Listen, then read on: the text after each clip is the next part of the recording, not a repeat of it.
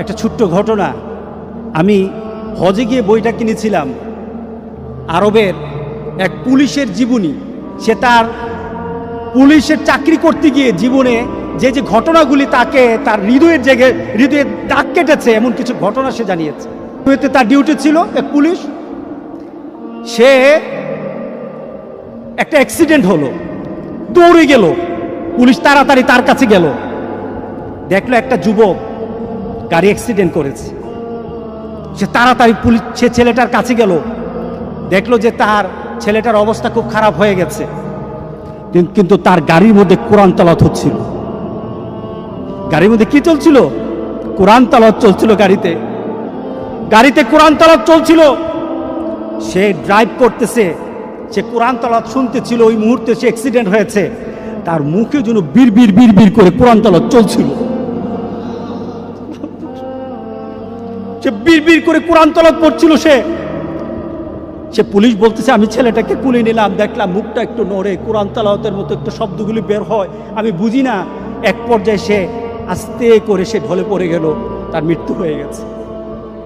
খবর নেওয়া হলো, তাড়াতাড়ি তার খবর নেওয়া হলো, তাকে তার মোবাইল থেকে তার বিভিন্নভাবে তার পরিবারের সাথে যোগাযোগ করা হলো। যোগাযোগ করে সে জানা গেল এই ছেলেটা প্রতি বৃহস্পতিবার তার দাদির কাছে যেত। তার দাদি আছে গ্রামের বাড়িতে, 200 মাইল ড্রাইভ করে দাদির কাছে যেত।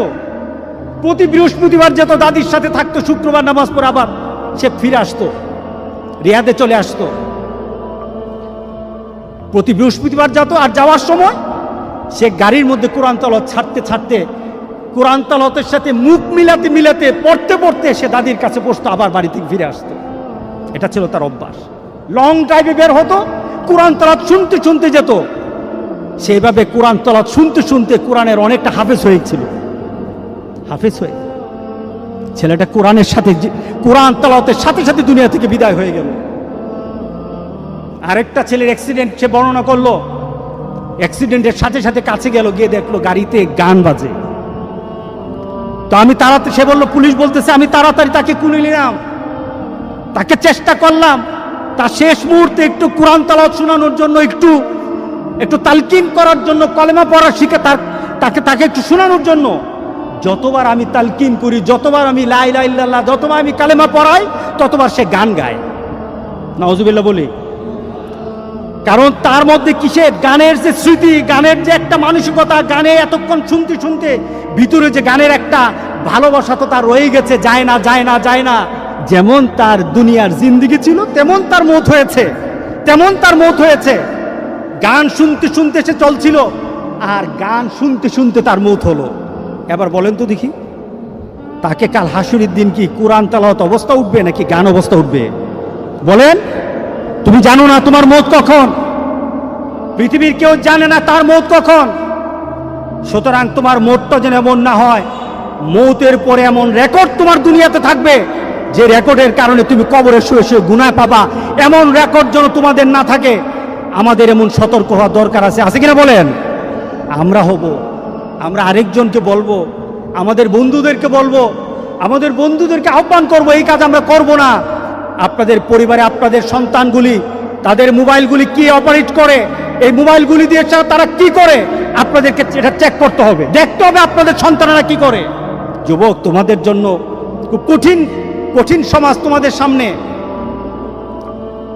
আমার সবচেয়ে একজন প্রিয় আরবের এক আলেম শেখ মোহাম্মদ আল আরিফি অত্যন্ত তেজস্বী কথা বলে, অত্যন্ত ঘটনমূলক কথা বলে।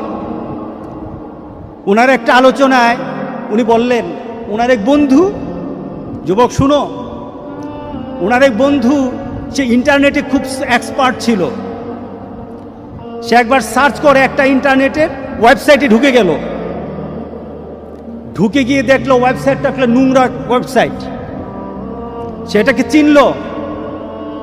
এরপরে শেখের কাছে এসে বলল, শেখ, আমি ওয়েবসাইটে ঢুকে যা দেখলাম এটা বিশ্বাস করার মতো না। কি দেখেছেন? শেখ জিজ্ঞাসা করলো, কি দেখেছেন? দেখলাম একটা যুবক একটা ওয়েব পেজ কিনেছে, অনেক টাকা দিয়ে কিনেছে, তার 5 বছরের জন্য একটা কন্ট্রাক্ট করেছে, টাকা দিয়েছে 5 বছর। কি ব্যাপার? 5 বছর ওই কোম্পানি তাকে প্রতি সপ্তাহে বিভিন্ন ছবি লুট তাকে করবে, সেন্ড করবে, বিভিন্ন ছবি পাঠাবে প্রতি সপ্তাহে। সে টাকা দিয়ে সেটা কন্ট্রাক্ট করেছে, এটাকে পেজটাকে কিনেছে, একটা ফাইল করেছে, তার বন্ধু বান্ধবকে বলেছে আমার কাছে এমন একটা পেজ আছে, তোমরা যদি মনে চায় তোমরা লিঙ্ক দিতে পারো, আমার সাথে শেয়ার করতে পারো। যুবক শুনে নাও, তুমি আমার সাথে শেয়ার করতে পারো। তার বন্ধুরা আনন্দের সাথে বলল, যদি তোমার সাথে ঘুরি তাহলে পয়সা দিতে হবে নাকি? না, পয়সা দেওয়া লাগবে না, পয়সা তো আমি দিয়ে দিয়েছি, আমি এই ফাইলটা কিনে নিয়েছি, প্রতি সপ্তাহে আমার কাছে ছবি আসবে, আর তোমরা যদি আমার সাথে লিঙ্ক করো আমি এটাকে শেয়ার করে দেব, সাথে সাথে তোমাদের সাথে চলে যাবে। সে O2 ফরওয়ার্ড করে দিল, তার সকল বন্ধুর তালিকা দিয়ে O2 ফরওয়ার্ড করে দিল। তার কাছে যখন একটা ফাইল চলে আসতো প্রতি সপ্তাহে, অটোমেটিক তার বন্ধুদের কাছে চলে যেত, অটোমেটিক চলে যেত। সেটা কি কিনেছে? 5 বছরের জন্য কিনেছে। 6 মাস পরে সে অ্যাক্সিডেন্টে মারা গেল। 6 মাস পরে সেই ছেলেটা অ্যাক্সিডেন্টে মারা যায়। তার আশেপাশের সকল বন্ধুরা তাকে জানাজা দিল, দাফন করলো। ঠিক 1 সপ্তাহ পর দেখলো প্রত্যেকটি বন্ধুর সেই ওয়েবসাইটটা, তার বন্ধুদের যে ওয়েবসাইটটা লিঙ্ক করা ছিল, তাদের কাছে ছবি চলে আসছে, তাদের কাছে ছবি চলে আসতেছে। তারা মনে করলো এটা পুরানো ছবি। আবার তারা 1 সপ্তাহ ওয়েট করলো, দেখলো না, আবার ছবি চলে আসছে।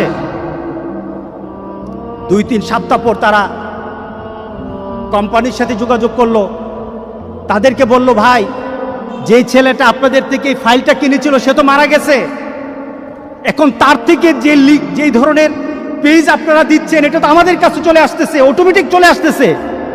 ফাইলটা কিনলো কে? ওই মরা ছেলেটা কিনলো। কে কিনলো বলেন? ওই মরা ছেলেটা কিনলো। যে ছেলেটা মরে কবরে আছে সেই ছেলেটা কিনেছে, কিন্তু তার বন্ধুরা কিন্তু লিঙ্ক পাচ্ছে।